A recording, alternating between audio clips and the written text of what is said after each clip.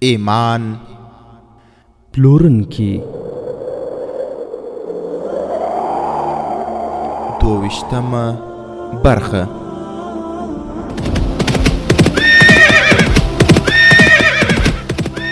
د سلطان صلاح الدین ایوبی رحمه الله د دوران رښتینی کیسې. صلاح الدین پر د غزمکارا پیدا کړه، ته یو بل صلاح الدین پر د غزمکارا پیدا کړه. الحمد لله وكفى والصلاة والسلام على رسوله المصطفى اما بعد. نجلۍ وویل دا زما پلار نه دی، زما خاوند دی. خادم الدین البرق حیرانتیا سره وپوښتل خاوند؟ آیا ستا واده پلار کړی دی؟ نجلۍ په غمجنه لهجه وویل زه یې رانیولی یم. خادم الدین البرق وپوښتل چیرې ولاړ؟ خو نجلۍ په جواب کې وویل خفه شو او لاړ. هغه ګمان وکړ چې زه تا ته ولې په مینه مینه ګورم. خادم الدین البرق په عاشقانه انداز ترې وپوښتل آیا ته ما ته په رښتیا په مینه مینه ګورې او که نه؟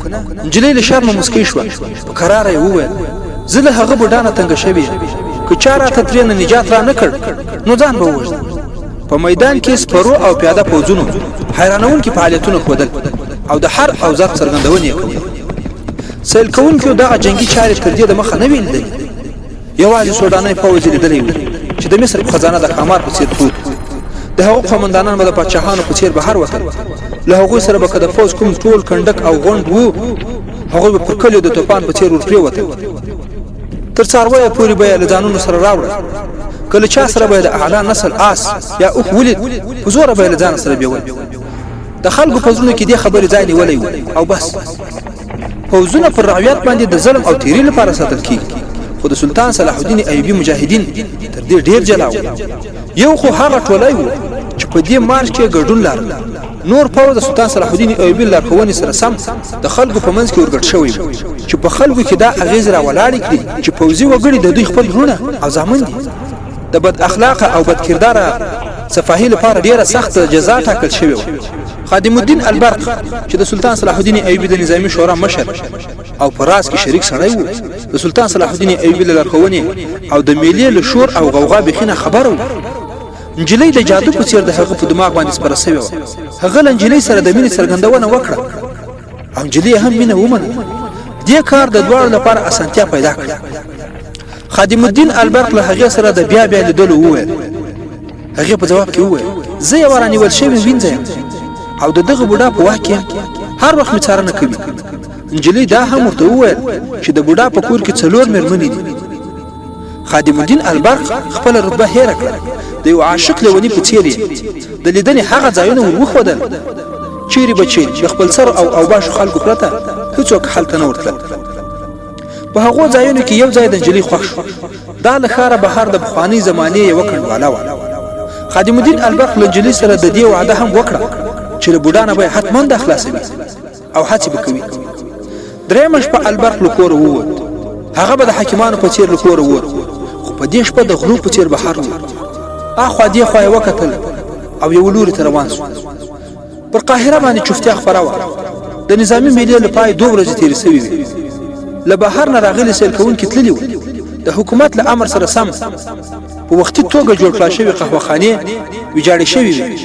د علي بن سفیان رحمت الله علیه د اطلاعاتو اداره اوس شپه او ورځ په دې کار اخته وه چې له بهر نه راغلي څومره نجونې او څومره شکمن سړي په ښار او یا شاوخوا کلي کې پاته وي. د میلې هدف ترسره شوی و. په 2 ورځو کې 4,000 نوي ځوانان په پوځ کې شامل شوي وو او د نورو د شاملېدو هیله هم وه. خو دلته البرق له ښاره ووت او د هغو کنډوالو لوري ته ولاړ چې نجلۍ ورته د راتللو وعده کړې. له صحرایي ګیدړو پرته ځمکه او اسمان په ژور خوب ویده و. نجلۍ البرق ته ویلي و چې له بوډا سره بندي ده او هر وخت یې څارنه کوي. خو بیا هم خادم الدین البرق په دې هیله تللی و چې نجلۍ به خامخا ورسي. د خطرې د راولاړېدو په صورت کې له هغه سره یو خنجر و. خو ښځه یو داسې جادو دی چې څوک یې تر اغېزې لاندې راشي بیا د هیڅ شي پروا نه کوي. عقل او پوهه یې ملګرتیا پرېږدي.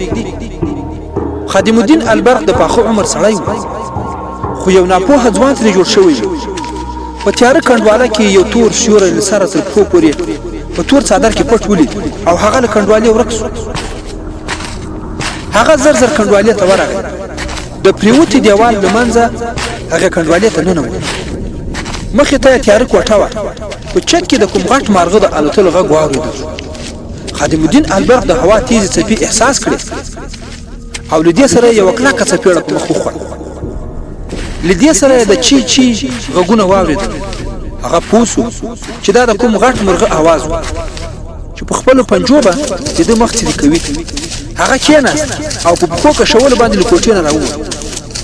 کوټه له الوتونکو ګونګیانو یا بومانو ډکه شوې وه. مخې ته یې حویلۍ یا غولی و چې شاوخوا ته یې ګرده برنډه وه.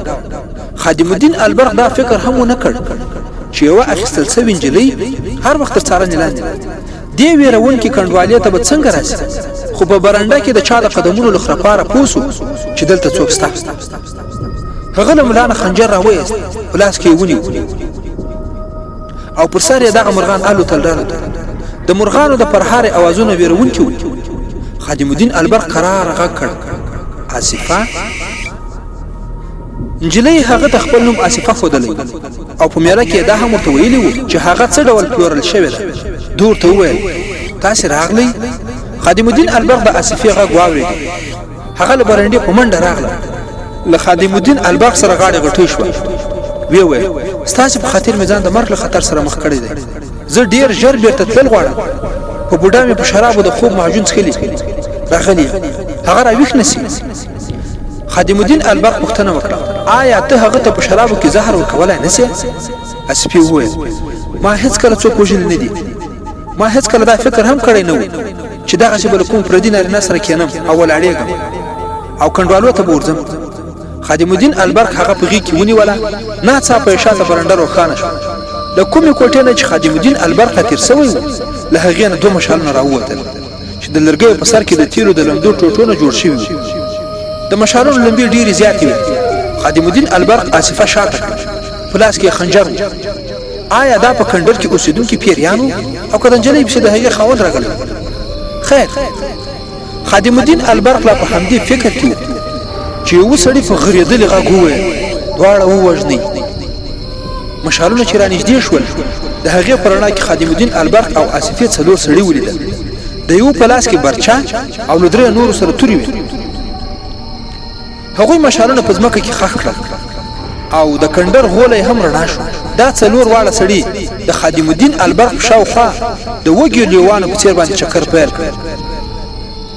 آصفه د البرق شاته له برنډې نه یو بل غږ راغی: پیدا مو کړل؟ ژوندي یې مه پرېږدئ. دا د نجلۍ د بوډا خاوند غږ و. آصفه د خادم الدین البرق له شانه مخې ته راغله. د سپکاوي او غوسې سره یې بوډا ته وویل: مخکې راشه او ما ووژنه. زه پر تا لعنت وایم. زه په خپله خوښه دلته راغلی یم. 4 واړه وسلوال سړي له هغوی نه راچاپېره ولاړ وو. د برچې والا سړي په کرار کرار آصفه ونیوله او د برچې څوکه یې د هغې پر بدن کېښوده. ویې ویل: تر مړینې د مخه د برچې څوکې ته وګوره، خو تر تا د مخه دا سړی په ترپکو ترپکو مري. د چا لپاره چې دلته ته راغلی یې. آصفې ټوپ کړ، برچه یې ونیوه او په چټکۍ یې ترې واخیست. آصفه له خادم الدین البرق نه جلا شوه او په زوره یې وویل: راشه، مخې ته راسه. زه ګورم چې ته له ما نه د مخه دا سړی څنګه وژنې. خادم الدین البرق خنجر په لاس کې نیولی و. د هغې مخې ته شو. نجلۍ په هغه سړي باندې د برچې وار وکړ چې برچه یې ترې اخیستې وه او هغه سړی شاته وتښتېد. د هغه ملګریو په خادم الدین البرق د حملې کولو په ځای یوازې یوې او بلې خواته کېدل. هغوی خادم الدین البرق په اسانۍ سره وژلی شو، خو هغوی حملې ته نه راوړاندې کېدل. آصفې په وار وار هغوی جګړې ته هڅول او حمله یې کوله، خو هر ګزار یې خطا و. خادم الدین البرق په یوه سړي باندې د خنجر وار وکړ. 2 سړي شاته راغلل، خو آصفه په چالاکۍ سره د خادم الدین البرق شاته راغله او ودرېده. د هغې په لاس کې اوږده توره وه چې د تورې مقابله یې پرې کولی شوه. خنجر د تورې په مقابله کې هېڅ هم نه وي. بوډا یوې خواته ولاړ، خپل سړی یې جګړې ته وهڅول. لږه شېبه وروسته هغوی پر خادم الدین البرق او آصفه باندې حملې وکړې. آصفه به په هغوی باندې ډېره تیزه تیزه ورتله. خادم الدین البرق به د هغوی له وار نه ځان بچاوه او په خپل به پرې د خنجر گزارونه کوم خو حیرانونکې خبره خو دا وه چې د نجلۍ په حملو هیڅوک هم زخمی نه شو د بوډا سړی هم په خادم الدین البرق او آصفیه د خنجر او تورو گزارونه وکړل خو هغوی دواړه د خپلو ځانونو څخه دفاع وکړه په دې وخت کې بوډا وویل ودرېږئ او په دې حالت کې جګړه هم بنده شوه بوډا وویل زه داسې بې وفا نجلۍ په کور کې ساتل نه غواړم ما ته پته نه وه چې دا دومره زړوره او مېړنۍ ده که ما دا په زوره له ځانه سره بوتله نو ما به هم ووژنه خادم الدین البرق چې پر دغه نجلۍ باندې عاشق و ویې زه یې تا ته پوره قیمت درکول غواړم ووایه دا دې په څو رانیولې بوډا رامخکې شو او خادم الدین البرق ته یې لاس ورکړ ویې ویل له ما سره د دولت کمای نشته زه دا نجلۍ تا ته در بخښم د دې له تا سره دومره مینه ده چې ستاسې په خاطر د دومره سړیو مقابلې ته حاضره شوم زه دا تاسې ته په دې خاطر هم در سپارم چې دا جنګیالۍ غوندې نجلۍ ده زه تاجر او سوداګر یم دا ستاسې په څېر د جنګیالۍ په کور کې ښه ښکاري او دریم دا چې ته د سلطان صلاح الدین ایوبي لوړ رتبه افسر یې او زه د سلطان صلاح الدین ایوبي وفادار او مرید یم زه تا خفه کول نه غواړم ما دا نجلۍ طلاقه او پر تا مې حلاله ورځئ دوستان او لاړل بوډا او ملګري یې ولاړل او دا خبره یې وکړه دوی یوازې پرېږدي هغوی مشالونه پورته کړل او لاړل د خادم الدین البرق د حیرانتیا حد نه حیران ولاړ د هغه د پښو لاندې ځمکه وښورېده د هغه باور نه راته او دا کار یې د بوډا غولونه ګڼله خادم الدین البرق دا خطره احساسوله چې هغوی به ورته په لاره کې کمین ونیسي او دواړه به ووژني د آصفیه په لاس کې برچه وه او هغه برچه خادم الدین البرق واخیسته او لږه شېبه وروسته له کنډوالې نه ووته هغه کیڼ او شا لوري ته کتل او چټک روان چې لږه شان ښکالو به یې واورېده ژر به ودرېد او هر لوري ته به په تیاره کې د لیدو هڅه کوله بیا به ورو ورو روان سو ښار ته چې ورسېدو په بدن کې یې ساه وچلېده آصفه ودرېده د خادم الدین البرق له غاړې یې لاسونه تاو کړل ویې پوښتل ته په ما باندې باور لرې او که نه خادم الدین البرق د سینې پورې ونیوله دومره د احساساتو تر اغېزې لاندې و چې هېڅ یې ونه ویلی شول نجلۍ هغه بیا بیه اخیستې وه خادم الدین البرق ته خو اوس پته لګېدلې وه چې د نجلۍ ورسره څومره مینه ده او بیا به یې د نجلۍ زړورتوب په خیالونو کې ورګرځېده په اصل کې هغه د نجلۍ پر ښکلا زړه بایللی و د هغې مېرمنه یې همزولې وه آصفه چې ولیده احساس یې وکړ چې مېرمنه یې نوره د کار نه ده هغه مهال به چې کوم کور ته رانیول شوې ښځه راغله بیا به د اصلي مېرمنې هېڅ حیثیت نه په یو وخت کې 4 مېرمنې مېړونو خپل حق ګاڼه خو څوک به چې شتمن وو هغوی به 3-4 نجونې له نکاح پرته په کور کې ساتلې مسلمان حاکمان زیاتره همدې ښځو تباه کړي وو لکه څنګه چې نن تباه کړي په هغوی کې دا رواج هم وو چې د یو سړي ښځې به د مېړونو د زړه ساتنې لپاره خپل نجونې د ډالۍ په توګه ورته راوستلې خادم الدین البرق چې کله آصفه له ځان سره خپل کور ته ننوسته ټول ویده وو سهار د هغه مېرمنې د خپل څښتن په پالنګ دومره ښکلې نجلۍ ولیده هغې د ذرې عمره احساس ونه کړ چې کور یې ویجاړ شوی دی بلکې هغه نوره هم خوښه شوه چې دومره ښه څښتن ته یې عمره ښکلې نجلۍ په لاس ورغلې ده او له ځان سره یې وویل چې د هغې په راتګ سره به یو څه مسؤلیتونه کم شي د خادم الدین البرق حیثیت د دې وړ دی چې هغه دې دغسې یو مېرمن یا وینځه وساتي سلطان صلاح الدین ایوبي رحمت الله علیه ښځو ته د هغوی حقوق اعاده کول غوښتل تر یو حده یې د خلکو ذهنونه دې ته تیار کړي وو خو د هر امیر او وزیر دښمني ته په داسې حالاتو کې غاړه ایښودل نه غوښتل ځکه هغوی هر یو څو نجونې په کورونو کې ساتلې وې د ښځو خریداران هم همدوی وو د همدوی د شتمنیو له امله ښځې په عامو بازارونو کې پلورل کېدې د تښتونې پیښې کېدې وژنې او وینې تویېدې او د همدغو امیرانو او حاکمانو د ښځو خوښونې نتیجه وه چې عیسویانو او یهودانو د نجونو په وسیله د اسلامي سلطنت بنسټونه له زهرو ډک کړي وو سربیره پر دې سلطان صلاح الدین ایوبي دې خبرې هم اندېښمن کړی و چې همدا ښځې د نارینهو سره اوږه په اوږه د کفارو پر خلاف جنګېدې خو اوس هماغه ښځې چې د نارینهو نیمایي قوت و د سړی د عیاشۍ او مزو چلچو وسیلې په دې کار سره نه یوازې د قوم نیمایي جنګي قوت له منځه تللی و بلکې ښځه یوه داسې نشه ګرځېدلې وه چې د سړی نارینهتوب یې بېکاره کړی سلطان صلاح الدین ایوبي رحمت الله علیه د ښځو عظمت په ځای کول غوښتل هغه یو پروګرام جوړ کړی و چې د هغې له مخې ناواده کړي نجونې په پوځ کې شاملول غوښتل د دې پروګرام لاندې یو حکمت دا هم وو چې د حاکمانو سترایونه هم خالی کول غوښتل خدا ډول احکام هغه په داسې حالت کې عملي کولای شول چې د سلطنت یا خلافت امارت یې لاس ته ورشي دا کار ډیر ګران د هغه په دښمنانو کې د خپل شمیر زیات او په هده چې په قوم کې د ایمان پورونکو شمیر په زیاتېدو دی هغه ته معلومه شوه نه و چې د هغه یو ځانګړی باوري او پرازونو کې شریک شخصیت خادم الدین البرق هم یو خپل ځوان انجلی کور ته راوستي او دا انجلی د هغه په اعصاب دومره سپره سوي ده چې له حکومتي چارو یې پروا کولای شي په هغه نظامی میله کې د مصر ملت وګړي د سلطان صلاح الدین ایوبی له قوت نه ویریدل دا چې هغه اسلامي او مصری فوز وګڼ او تر اغیزمن شو سلطان صلاح الدین ایوبی مقرر حاکم نه و خو په هغه ورځ دومره ستره ټولنې ته وینا کول ضروري وګڼل او خپل قوم ته یو ستره وینا وکړه او ورته ویل چې دا فوز د قوم د ناموس او د اسلام د عظمت ساتونکی دی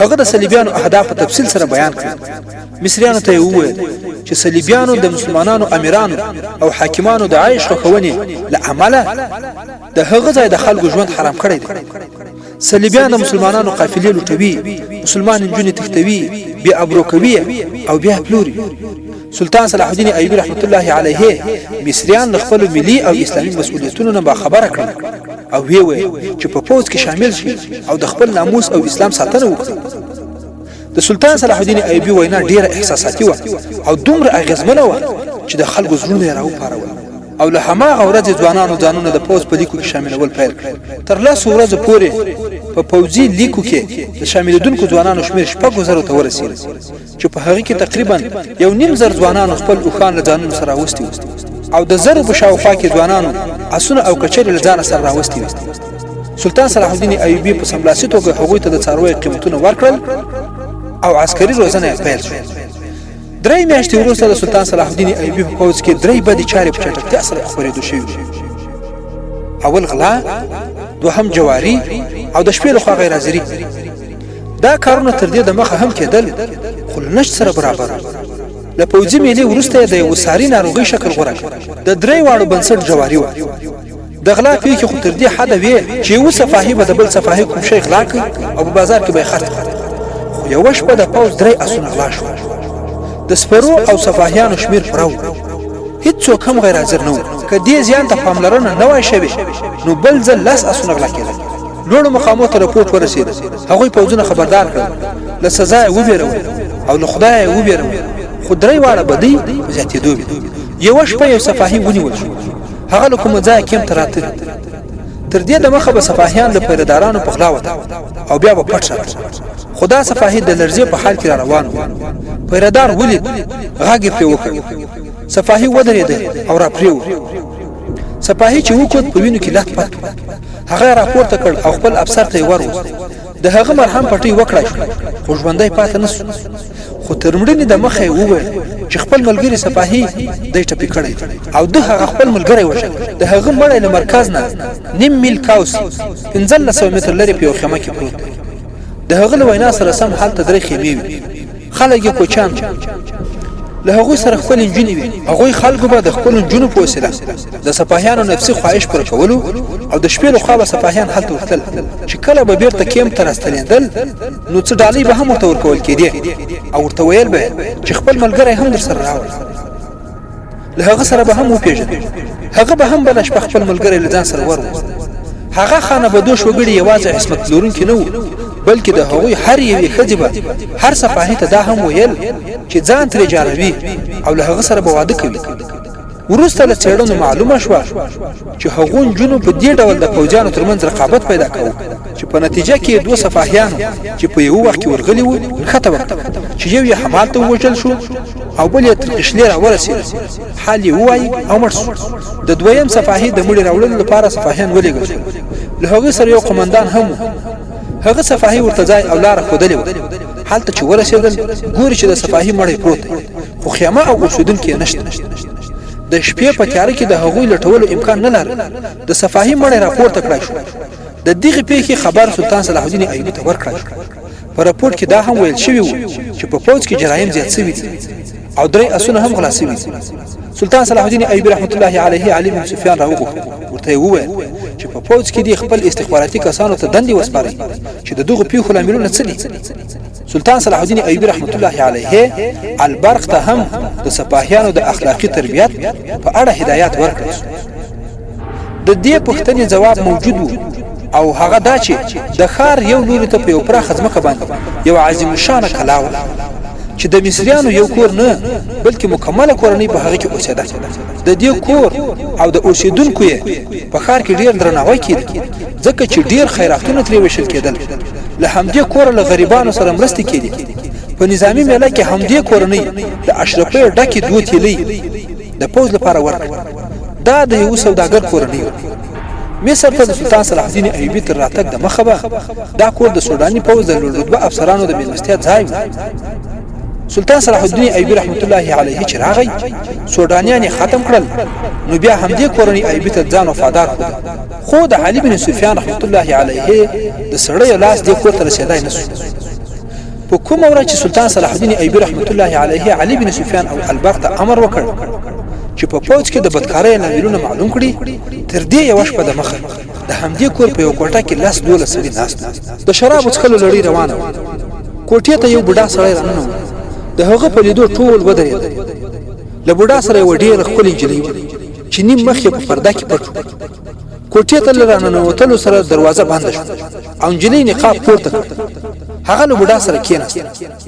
ورونو دا چې په دغه کوټه کې به وروسته څه مشورې کېږي او څه پیښې به رامنځته کېږي او سلطان صلاح الدین ایوبي او علي بن سفیان به د دغو پیښو مخنیوی څنګه کوي.